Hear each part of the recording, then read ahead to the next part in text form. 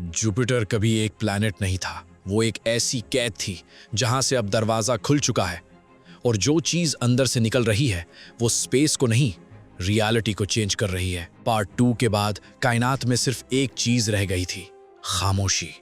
लेकिन ये खामोशी सुकून वाली नहीं थी, ये वो साइलेंस था जो किसी तबाही से पहले होता है।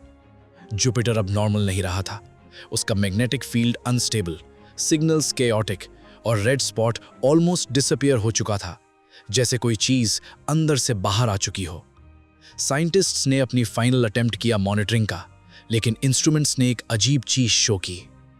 जुपिटर के अंदर जो शैडो थी वो अब मूव नहीं कर रही थी, क्योंकि वो अब सरफेस के करीब आ चुकी थी। और फिर एक मैसिव एनर्जी स्पाइक डिटेक्ट हुआ, इतना स्ट्रॉन्ग कि सैटेलाइट्स टेम्पररीली ब्लाइंड हो गए। अर्थ के सिस्टम्स तक सिग्नल जंप कर गया और उसी मोमेंट पूरी दुनिया के मॉनिटर्स पर एक पैटर्न अपीयर हुआ, एक स्ट्रक्चर्ड सिग्नल, जैसे कोई मैसेज हो।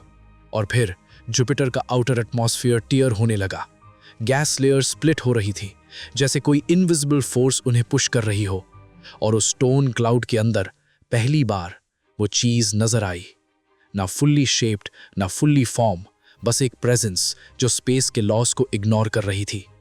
इस चीज ने कोई अटैक नहीं किया, कोई साउंड नहीं निकाला, बस ऑब्जर्व किया।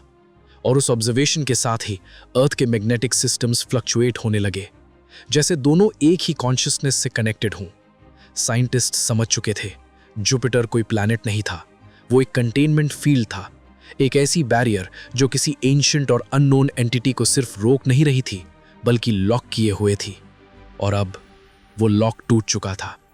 लेकिन सबसे बड़ा सवाल ये नहीं था कि वो चीज क्या है, सवाल ये था कि अगर वो जुपिटर से बाहर निकल चुकी है तो इतने अरसे से हम क्या देख रहे थे।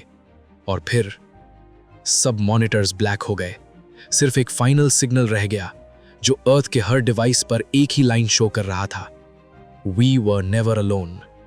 और फिर साइलेंस। ना जुपिटर विजिबल रहा, ना सिग्नल एक्टिव। सिर्फ एक सवाल पूरी कायनात में रह गया कि अगर वो चीज जुपिटर से बाहर निकल चुकी है तो अब वो कहाँ है, और क्या वो हमारे बीच आ चुकी है। जुपिटर मिस्ट्री यहीं खत्म नहीं होती, शायद यहीं से असल कहानी शुरू होती है।